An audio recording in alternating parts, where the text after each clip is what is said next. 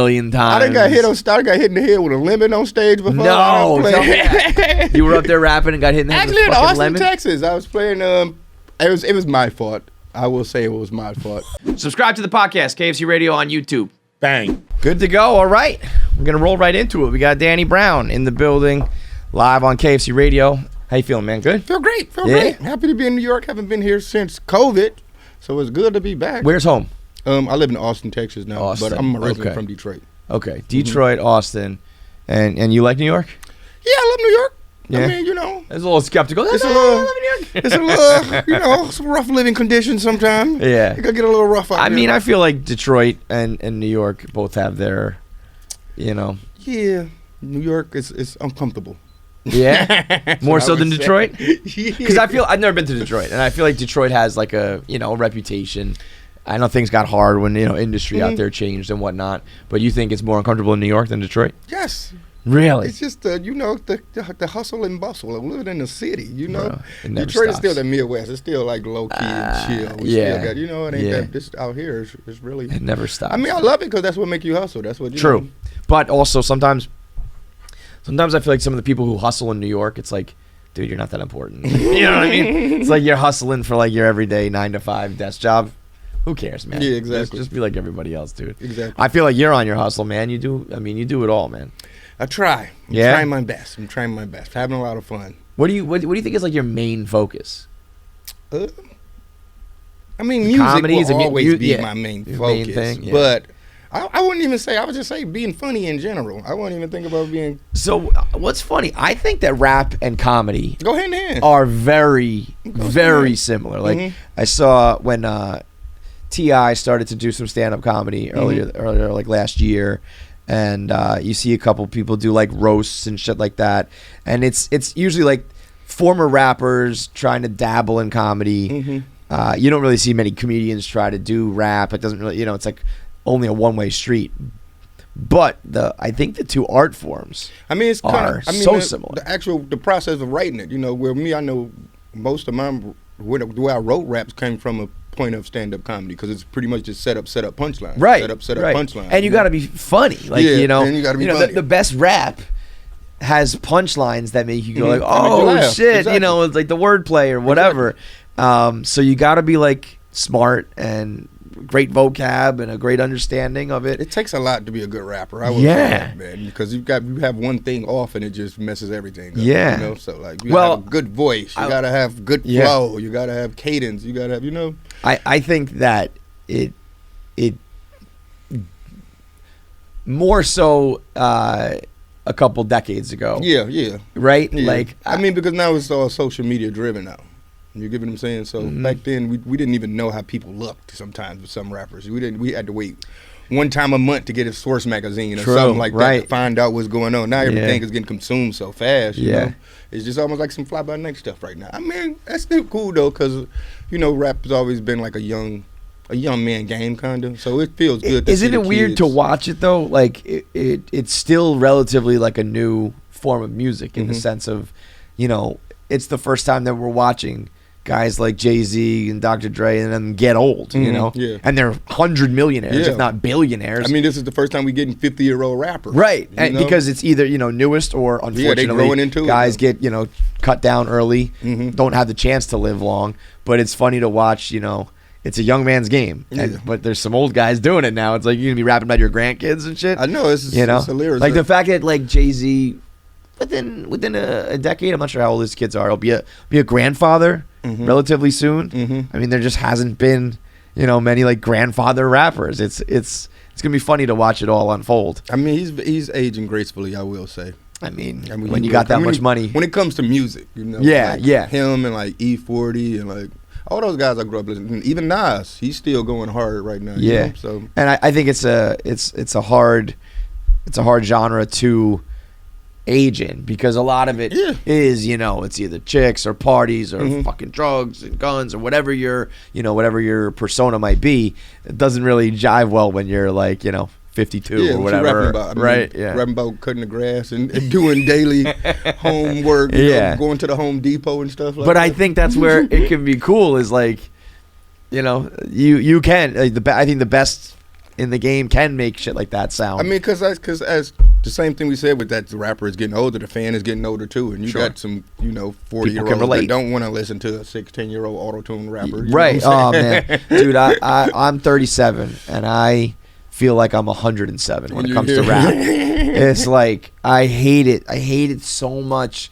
I'm such an old man. Like they don't make it like they used to. But I'm just like, how can you kids, you damn kids, like this and not that? And I'm pointing out old rap and like wordplay and punchlines and metaphors and similes, and they just. It's not about that no more. It's not. It's not a vibe. It's a vibe. and that I wonder though. I think that when you get older, you can appreciate these verses and these bars no matter what. Yeah. When you get older, can you appreciate the vibe of that music? Because it's a vibe right now because you're partying and you're drunk, you're high off your ass, whatever. They don't appreciate it after 3 months. Yeah. So what do you think of like new rap? I hate the catch-all phrase of new rap, but I like some of the kids. Get down with it. See, my whole thing is I just love originality. So if everybody's sounding the same, then it's not really much variety for me to have fun listening to it. So do you think that new rap sounds the same? A lot of it, yeah, for the most part. But is that true, or is that like, are we old? All of them. It does sound the same, right? But when I was coming up, it was always about you couldn't be a biter. Right, you had to have your own style. You had to have your own stuff. Yeah. Now it's like more of Yeah.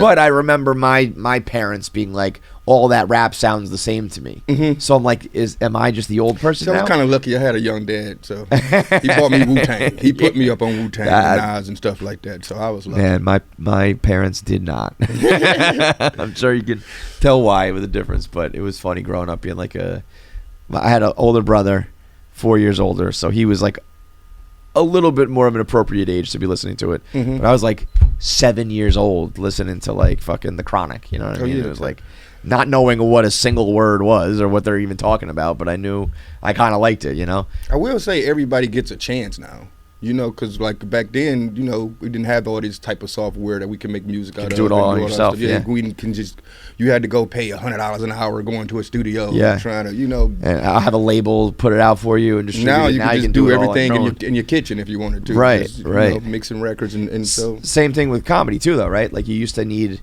an agent or somebody to like I feel like you can make internet videos, mm-hmm. do your comedy that way. And get out there to the world, you know. I think it's cool now that some comedians are just putting their sets up on YouTube. Hell yeah. Doing like full specials on YouTube. I think that's dope. Do you think that there'll come a time where people don't necessarily value like the on stage live comedy aspect of their job? Like, right? I think the comedy world has kind of had this like awakening over the last, let's call it, decade, where they're like, I could reach millions of people this way, but they still all are like, but I still have to be on stage and sell my tickets and prove that I can do it in person. Do you think that the next generation or the next generation after that will be like, what's even the point? Let me just do my stand up on you know? I guess that makes sense. I'm saying comedy clubs aren't the funnest places to be. You kind of go in there, you're getting drunk, and then you got to be quiet, and then you watch, So I would say if I'm at the crib, I'm having a better time watching a set. You think so? Because I feel like when I go to a comedy club, I think it's like every time I leave being like, that's the funniest fucking person I've ever seen in my life, even if it's not a big name. Whereas if I'm at home, I'm like, that was funny, but the laughter's contagious and all that kind of shit. So I feel like there's always something about the live that keeps me there. But I wonder from a work point of view if it's like I'm just gonna focus on my podcast or on my YouTube video or whatever it may be. I just couldn't handle it. When I first moved to Austin, I was going out like 3 nights a week. Really? Stayed hungover. I couldn't. Something about going to a comedy club. You're going to have a drink. Yeah, that is true. Because I would tell myself like, I'm not going to drink tonight. I'm not going to drink. And then you get there, come back home wasted. Yeah. I've since I've been doing a podcast, I haven't really been hanging out that much. I still go out to see like Kill Tony and stuff like that though. It's funny. I feel like the comedy world is either people going hard or like fully sober. Oh, I mean, everybody seemed like they're starting to sober up now in Austin after we all moved down there and we drank for that whole year straight. Again, it's like, it's kind of the same thing with the rappers. It's like you're getting old. You can't be doing this forever. Yeah, I know.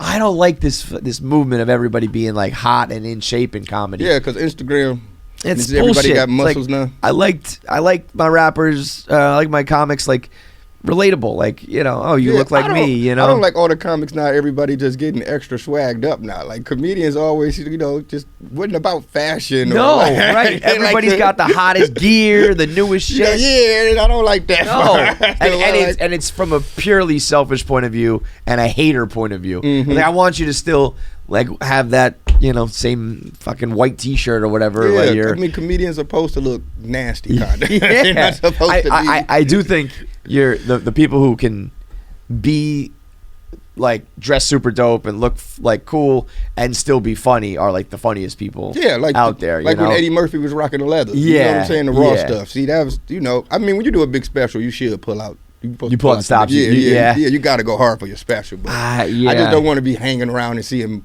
them wearing Balenciaga and Gucci and all that. Like, what are y'all doing, man? Y'all just supposed to be funny. Right. Well, it's you know, I think it's tough too when you start to get successful as a comic. You know, a lot of those stories that you once had about, you know, grinding on the road and not having any money and no girls, no nothing. And now, you know, you have all that. Like, then can you be funny? But being funny is the top. Like, it don't matter Yeah. if you funny, you always gonna be able to get some girls or people gonna always want to hang out with you. It ain't gonna matter about what you wearing or what you look. But like. when you get all of that, like, I guess it's the cream on crop. If you see it, it's the cherry on top with that. So I don't know. I think it's all Brendan Schaub. Sometimes I think of it as sometimes I think of it as a fighter. Like when Conor McGregor was doing his thing, and he was at the top. He was hungry as fuck, you know. And then you cannot keep that level of hunger once you had $100 million. You know, of course. like even if you want it deep down in your heart, there's just something in your body and in your brain that knows if I lose that fight, I'll be all right. If something goes wrong, it's all good. I've got, you know. And even if you try to react like you don't have that, once you do, it's like you can't ever. You can't fake it. You can like try to hustle, but you can't fake the hustle. Yeah, you can't fake it. Once we know when the fire is burning low. Yeah, you know right. And it's just like that with rap music. With a lot of rappers that you'll see just still rapping, but you could just tell they phoning it in at this point. Yeah, because there's like no way you can. You could tell it ain't their heart. Right. They don't really want to do this. But and how could it be? Because, you know, now you've. I never want to get there. I never want to get that point into it. You know. But isn't it funny though? Because that is the goal. It's almost inevitably going to happen to you. Yeah. You know what I'm saying? I guess the that's goal with is anything. to sell as many records and be as successful as you can. But then with that comes you don't have the same drive. So it's like I want to get there, but not get there. I guess there's always a next level, right? Yeah. I mean, I think with me, like I just always try to keep myself entertained with other stuff. Like so it don't, and I'm not the type of person that makes music all year. Like so I miss it. I want to come back sometime. So I guess because you have another thing that you do too, right? Yeah, I guess. Like if you were just music all the time, how do you split that? Like how is there like it's just I'm gonna work on rap now? It's when I get the inspiration. Yeah. Like I can't I can't phone it in. Like right. Because it's gonna sound forced. So whenever I feel like doing some music stuff, that's when I do it.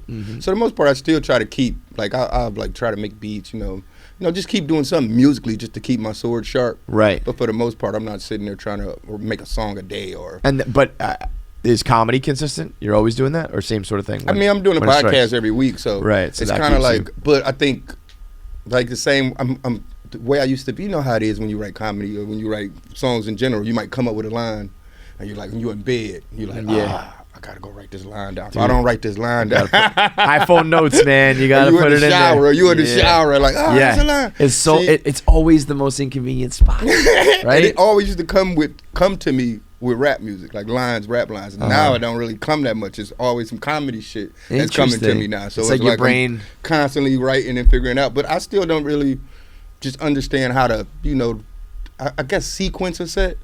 Because I guess, it's got to be like everything. You got to have an opening joke. You got to have a middle. You know what I'm saying? Like, I don't know where it goes what. That's my whole point. Got it. And Tom, he always try to geek me up to just get on stage. He like, you just got to get on stage. It ain't about, you can't think too hard. You just got to get up there and do it. But maybe one day, maybe not. How did the Tom connection come about? Tom Segura. Everybody knows the name. So you're under the YMH like studio umbrella, right? No, just being a fan. of his comedy, and then I would see him around like, you know, Comedy Store and stuff like that. And then one day he asked me to come on the podcast, and I was just a super fan of what they did over there. So when I got over there, they fans just loved me. So he always would tell me like, man, if you ever wanted to do a podcast, you know, I'll be down to help about or whatever. But we just never. I live in Detroit. He lived in L.A. It was never. Now you're both in Austin. One day then I started dating a girl in Austin, so I would be going out there almost every other month, or you know, spending a lot of time out there. And then I was talking to him on the phone one day. He's just like, I'm moving to Austin. And I was like, and it just like a light bulb went off in my head. Like, I'm moving to Austin too then. Yeah, wild. So yeah, but it took us about a year. So did you move because of him, or like? I mean, the girl too. Don't. No, right. But we can't take. I moved that for you, baby. Gotta keep her happy. It was for you, baby. All for you. I mean, but if there is somebody worth moving to the same city professionally, Tom Segura, he's the one right now, man. Yeah, and that guy, you know, he knows what the fuck he's doing. so much confidence. Like, he always just telling me like, man, you really could do this. You really could, you know. Yeah. Man, they super happy to have me over there. I'm super happy to be over there. We have a good time. So. Did he know you through rap music or through comedy? Because I know he's a big, like. I mean, he listened to rap music, but I don't think he really listened to that music like much. I think they started to listen to it since I've been hanging around. Yeah. But yeah, no, he's, you know, just coming on the podcast, he's just like, you fucking funny, man. I need to get you on the show, man. I'm telling you, I think that could be so many rappers. I think that there's so many guys who, like, you should start fucking a rapper podcast network or something. 'Cause I think there's more guys out there who I could say it takes a lot to be a good rapper, and one of the biggest deals is personality. Yeah. So you can't really do this without having like a big type of personality. That's what rapping is being all about, trying to be the coolest, baddest motherfucker everywhere you go. You know. So yeah. That would be nice. But that is more of my plans, like, you know, just working with time and just understanding the whole podcast game right now. And just, you know, of course I'm gonna want to branch out and do some other stuff with it. Yeah. Have you found that, like, have you applied anything business wise, or like, forget about the content of it, but like the game, like the rap game versus like the podcast game? Is that the same, different? Is there overlap? I would say I'm having more fun doing the podcast. I will say that, because I mean, it's not that much pressure. I just show up and just got to talk. You know what I'm saying? So with rap music, it's kind of like everything got to be on point. You got to, you know. I mean, like you said, it's like you got to be the biggest, the baddest. It's really hard to do, man. Especially when you've been doing it as long as I've been doing it. Especially when doing it as long as I've been doing it, because it gets to the point where you're like, what do I talk about? I've been rapping forever. Like, I think I said everything. Right? How many times I'm gonna, you know? How many times I'm gonna bang somebody's girlfriend, or drive an expensive car, or wear some cool clothes? Like, how many times can I say this different? But that's what makes some of the best rappers, though, are the ones that can literally say the same rap every time and it's still good. Like a person like Pusha T, he's not going to change. He's been talking about fucking selling cocaine for 20 years. He's not going to change his content for nothing, and it's still to the level of being good. So it's so funny you said that, because I'm always like, there is no way that Pusha T is selling as much fucking drugs as he continues to say he is. You just can't when you become that level of rapper. It blew my mind the other day to hear a song in a Pizza Hut commercial. Yes. Like, what is going on right now? Pusha T. When he did that Arby's commercial too, it's like, amazing, oh my god, how is he getting all the fast food deals? While also still being the biggest drug rap guy in the rapping fucking about game. Selling coke. I guess fast food ain't too far off from. It's all product that's got to get moved, right? It's all product that people are addicted to, and you got to move it. Pusha T is amazing though. Who's like your Mount Rushmore of rappers? Nas, E40, Dizzy Rascal, and Ghostface Killer. Wow. Very all over the place. Yeah, that is, man. Nas, huh? Nas. I feel like, in this world, you're either a Nas guy or a Jay-Z guy. Yeah. You lean Nas? Of course. But I feel bad about it. That's not an of course. But I feel bad about it. You get what I'm saying? Like, all through high school, I always argue with everybody, Nas is the best rapper in the world, blah, blah, blah, this and that, fighting. They're going to war about this shit. Right. And then now that it's all over, I can look back and be like, yeah, I think I kind of was wrong. As much as I love you, Nas, because of Jay-Z? I love you, Nas, I mean, if you add up the albums, I mean, it's like you say, it's apples and oranges. It depends on what your criteria is too. But I feel like I've learned more listening. If I followed more, if I just followed Jay-Z a little more. Dude, I mean that guy is. If we could all replicate 1/1000th of what he does, I should have took his advice. Yeah, but it is funny that Nas. I mean, Nas has had some success still. Like No, obviously, he's great. right? He's Of course, killing it that latest right now. album. Like, I mean, Hit Boy and him together are like magic. But you know, he's working too hard.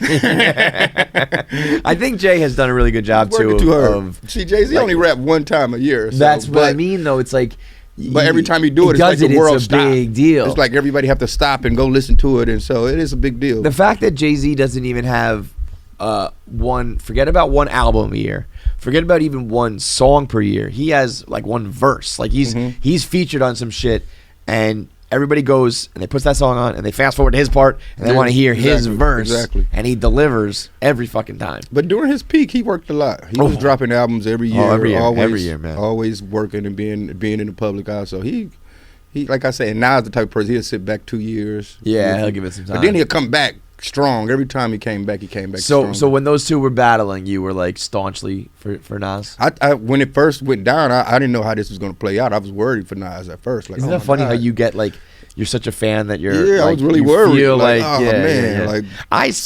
was sad, literally sad hearing Takeover for the first time. Like what? I know that the term ether has become a rap, like a piece of rap vocab, and I know that song has its moments. And I know Jay-Z having like shit, I'm sorry. No, it's all good. I know the fact that at the end Jay-Z has to like go to his mom and he ends up apologizing. It's not, not the best look. But I still think the shit that he says in Takeover, like breaking down exactly Nas's shortcomings in his professional career, I think hits harder than some of the shit. Yeah, like the Ether was a lot of personal shit. It was your mama jokes. Yes. Ether was like your mama jokes. Yeah, you're gay, you suck dick, all that kind of shit. Whereas Takeover was like, yo man, you had one really good album and the rest of them are kind of like and you're just living off your reputation. I was like, that cuts deeper, I think, than like your mama jokes. But people seem to think that Ether was... I think Takeover is the better beat. So I will go with that. I think if Ether didn't have the term Ether, I think if the song was something else, a different title, I think the whole thing goes down differently. I don't think it's aged well. It hasn't. No, I don't. Sometimes when I'm talking to Nas fans, I'm like, I want to sit down with you and go bar by bar, Takeover and Ether, because I just think what Jay-Z did was professionally just dismantling a dude.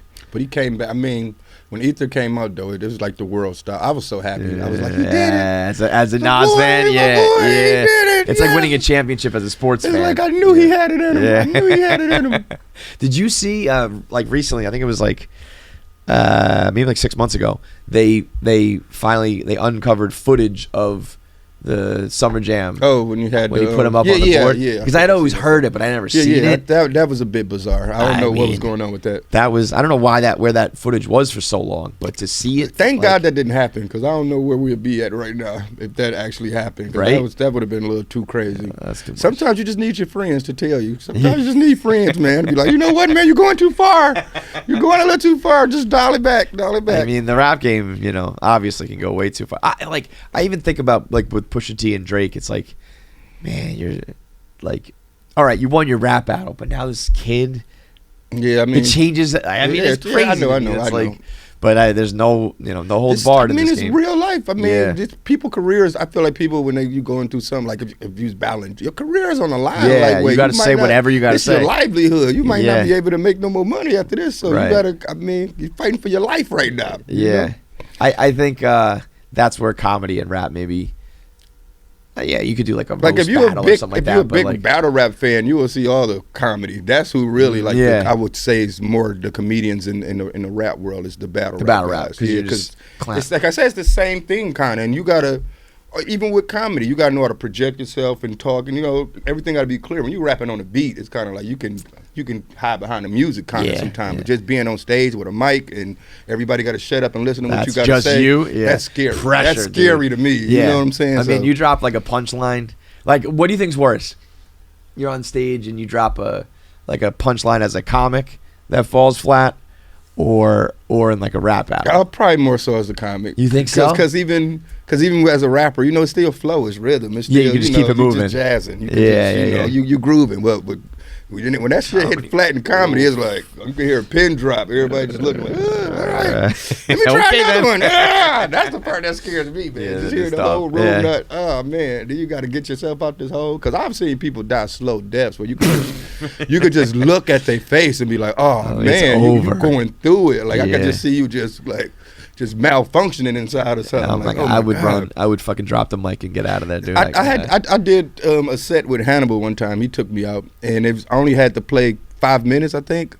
And 3 minutes felt like 30 minutes. Forever, once I got to 3, I'm like, I said every joke I had in 3 minutes. Like, Last thing I wanted to do was start busting raps, but I was like, I guess I got nothing else, so let me start tap dancing. Is that what you did? Start busting raps for the rest of the few minutes. Like, I'm out of here, but it was good.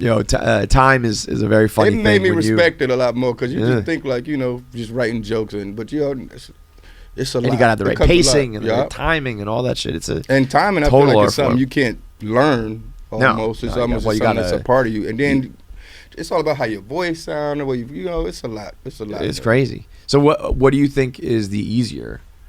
Like I know what you love more, but like, what is the hardest thing to do? Write a verse, write a routine, deliver a verse. I think rapping is way, like I say, because you can hide behind the music. Yeah. With rap, like sometimes I can get a beat and it's just like everything just comes so quick. But if I was just writing a no beat, I'm gonna be sitting there like, what's the what I'm gonna come up with? But as far as like writing, like I say, and even with writing songs, you got like 3 minutes, 2 minutes for a song every time. Like a set, you might need up to 5 to 15 minutes or something like that, So I always thought that once verses became such a big thing, like the rap battles on Instagram, whatever, I think the comedy world.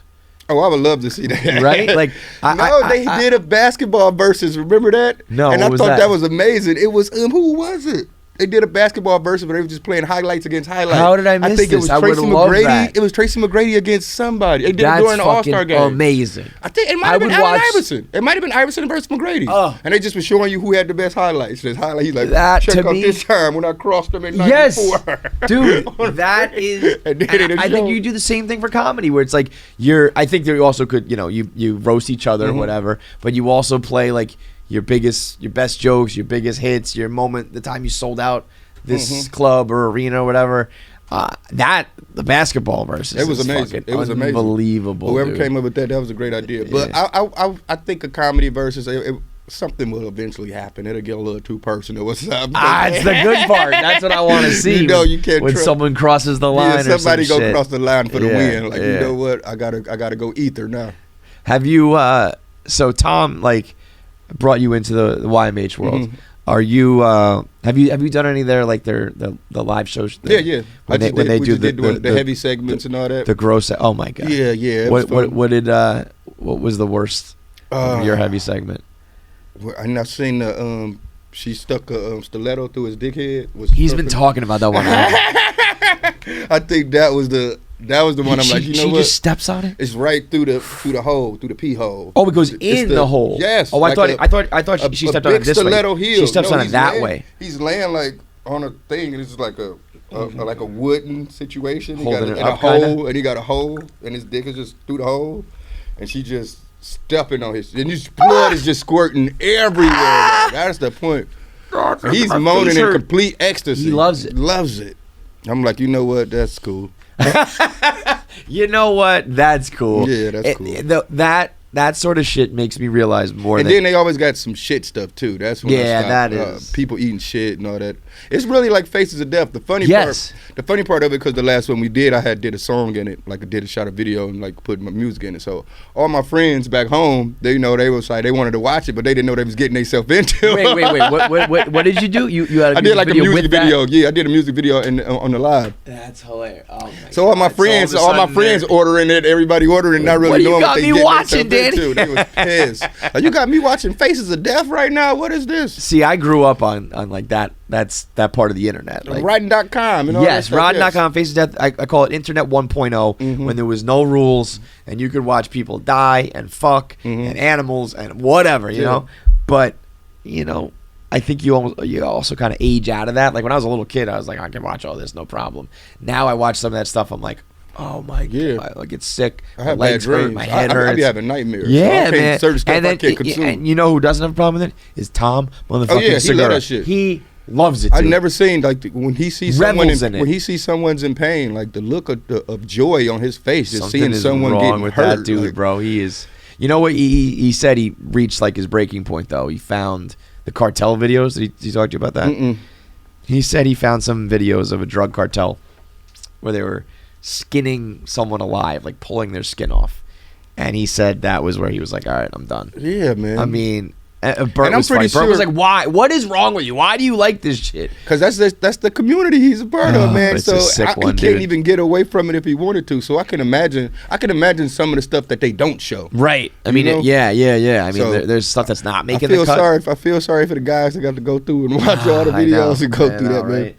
Yeah, it is. It's funny though. It's brilliant. It's like we're just gonna watch fucked up videos and make millions of dollars doing it. God bless Tom It's the Segura, American man. dream. God bless It's the Tom Segura, American dude. dream. He is something. Were you like, would you have done comedy like solo? Like, were you you signed with Tom and YMH, but was there anybody else you were thinking about doing that, or was it gonna be solo and then this came like kind of fell into your lap? I mean, me and Hannibal always talked about doing stuff because that's like one of my closest friends in entertainment. Period. Sure. But he's starting to rap now. Oh yeah. Yeah. Oh wait, I think yeah. He's starting to rap now, and then I'm does starting to does get he more have a into different name that he raps under? SU Tune. Yes. So we were yes. pretty much like gonna help each other, like on some Sure. trading places kind of. Yeah, I like deal, that. You know? I He like helped that. me with comedy. I helped him with rap. But Definitely. we ain't really got a chance to really lock in too much. No, you should do that though. Soon. That would be very cool. Hopefully soon. Yeah, because that's only. I mean, he kind of get me, and I remember just having a conversation with him a long time ago, and I was just like, man, I always wanted to get into comedy. I always want to try to do comedy. He's like, man, like most comedians, a lot of these comedians be having writers and people that help them out with stuff. Like we kind of got like a community friend group that we help each other out. Kinda. Yeah, I think It I'm ain't learning really- that for like the first time that it's yeah, not it ain't as really much. like every man for themselves like you Right. think. Like people will help you out with your bits, man. Yeah. I'm like, oh, that would be cool, but I just feel like I don't know. I'm just kind of scared to ask people for help almost. I And comedy like- is I a like big it deal, too. man. I feel like, and I feel like they are territorial. The one thing they do hate is seeing somebody come out of nowhere, like how everybody was mad about T.I., you know? Yeah. Like they don't really like, you know. But I think that's like they're starting. I would love to to host. I think of something. If anything, I would like rather just host host a comedy show. event. Yeah, Yeah. I think I'd be Kinda better. MC it, Yeah, keep I it think I'd be moving, crack better. some of your I own think jokes. I'd be way better at that than trying to sit up there for 5 minutes. I think also there's just no rule. Like there's rules. I think the problem is in the comedy world, there's a lot of rules about like how much time and who and when and how you can get on and stage. bumping people and Yes, this and that. but we're now also living in a world that's less and less and less rules because you got the internet, you got your phone. So it's like, yeah, man, I know I didn't open mic for 30 years, but I have a following on the internet. So yeah, that's where I did my work. You And did your work on comedians, stage. you know, they I did my all- work on the internet. You they're know? all sensitive. Oh, very. And they come Oh, from, very, bro. I mean, I always say the funniest people is coming from a dark place. Yeah. For the most part, like they're not really. Hanging around comedians, you'll realize that they're not really that funny in normal life. No, well, you know what I'm you know what? saying? You also got to be, you got to be sensitive, like in a way of like you got to feel it, like you know, like really happy people, whatever. Like you say something about them or whatever, it just bounces off them. They're like, whatever, dude. I don't give a fuck. Like the comics like feel shit because there's they have their issues or whatever it is, But without feeling that, you wouldn't be able to turn it into comedy and jokes and shit. So you have to feel it, It's a fine line. I do love, but just the fact that like everybody, it's like 2 comedians a week move to Austin every week since Rogan and everybody been moving. Is down it there, still so. that way? I feel like it was like at one point it was fucking nuts. Yeah, it's crazy. Down a So little. every night you can go out and you just see killers. So Yeah. maybe that's another thing too. It ain't Sure. like I'm playing in Detroit. No, It's not- I feel like New York's the same way. It's everybody is Everybody all the killer. time. So you just Yeah. sitting there like, no way I can do this. Like, no. Raises the bar, dude. Like, It really, no. really does. The Dude. other night, man, this so funny, man. There's so many good guys right now. So what do we got? What's next? We doing you think you're focusing? You said it was kind of just whichever inspiration hits. But do you have like I want to do a tour or I want to do an album? I have or an wanna- album done. That Yeah. we working out all the kinks to finally get it out. So yeah, I was just at his crib listening to some mixed versions. Yeah. Finally coming to where it's at. So yeah, of course I'm always still do music, man. Yeah. That's my baby. That's my pride. Sure. That's my passion. If you were to, you get on stage and you're rapping, you're totally in your element. You're comfortable, right? Yeah, no, totally. But no, even just on stage talking, I'm comfortable. Yeah. Someone like Freddie Gibbs is super hilarious too. As a rapper, like he just moved to Austin as well. So I'm seeing him, but he's actually getting on stage doing stuff. Sometimes you know. It's funny. It's funny. Yeah. So the podcast is your bread and butter. Yeah, that's what I love doing that more than I think anything else. Flip a switch and go. It's just me ranting. Yeah. You know, it's like a therapy, like a session for me where I get shit out. You know, that's exactly what it is for me. That's exactly what it is for me. And I feel like I come up with stuff during it, like more so like it'd be a lot of times that I say something funny, but like I can work that, I can figure out a way now I can work that. So it's like me just freestyling, riffing. Even though I do like, if I see like I write down a couple concepts or something like that, or stuff I know that I want to talk about. But for the most part, it's just pretty much me just talking off the cuffs. You know? And that's.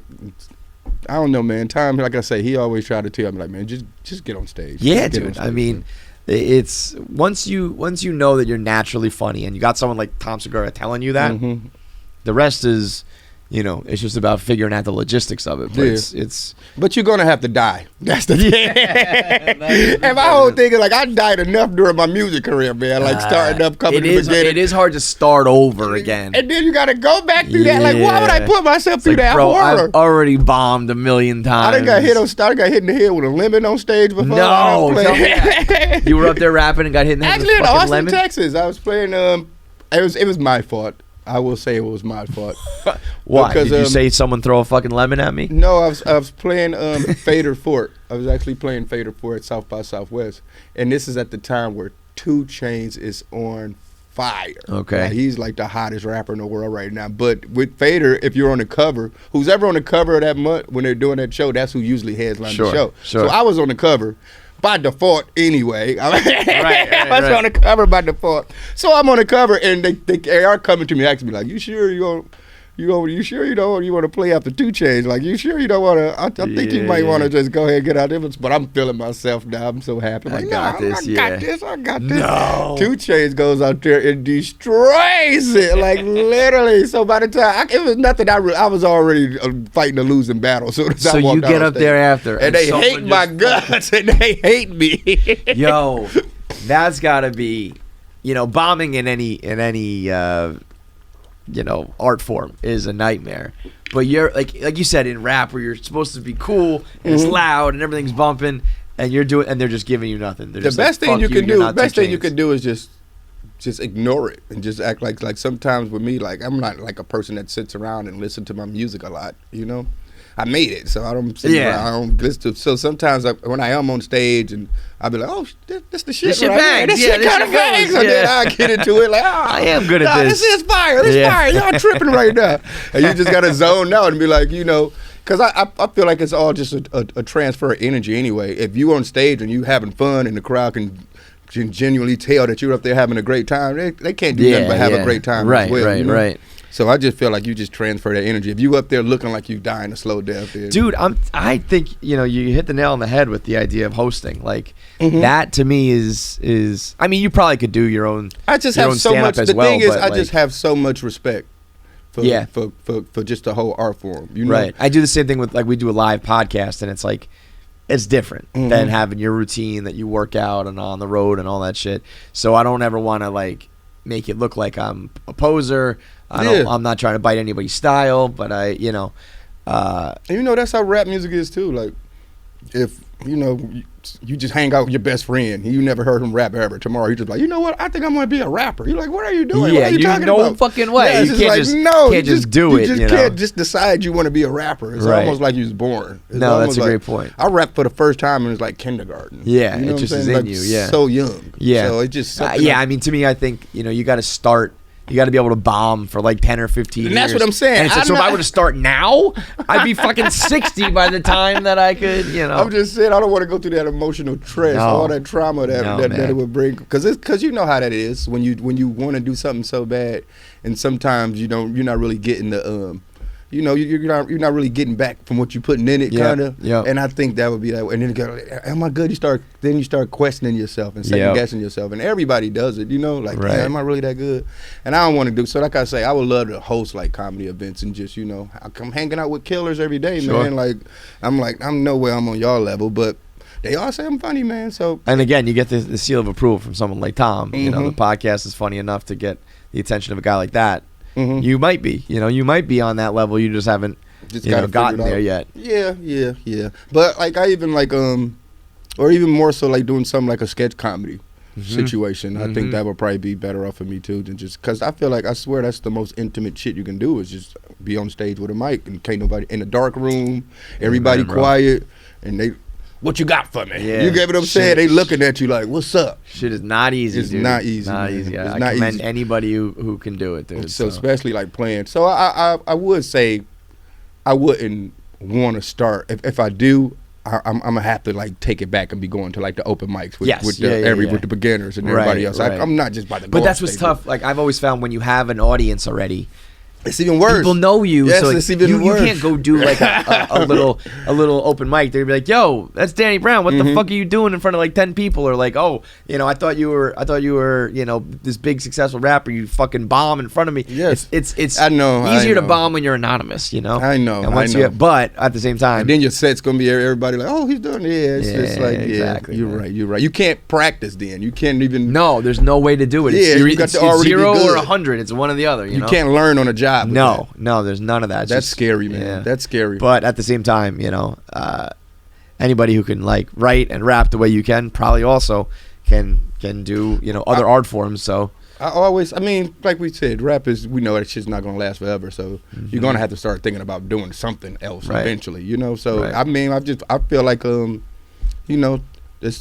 I feel like a new leash. Like I got something. Start fresh, dude. Like something to like hope. Like almost like some fire. Because we don't know what this going to turn into. You know, it's always going to be a transition with me. So, but I'm just happy to be able to have the platform and just talk.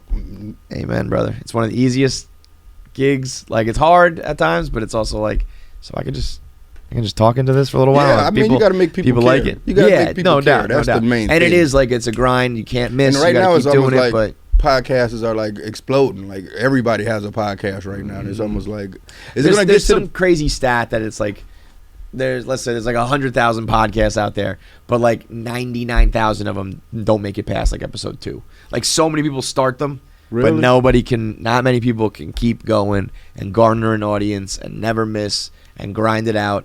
And like you've done that with the rap world. You did that, paid your dues over there, and now you happen to just transfer it over here. It's not like it's not like you've never, like you said, you've bombed, you worked hard, you've gone through it all. You just happen to do it in this space instead of that space. Yeah, exactly. As long as people know that you put in work, I feel like I was always kind of like, I mean, my music is whatever, but I feel like what did make a lot of people like want to just be interested in me and seeing what I'm doing was seeing me in interviews anyway. Right. So it was always like this guy's kind of got the persona. He's people, a little people bizarre. Just want more of your personality. Yeah. So I always feel like people just wanted to see me. A lot of times they just wanted to see me talk anyway, more so than hearing my fucking music. There's no better place than a podcast, man.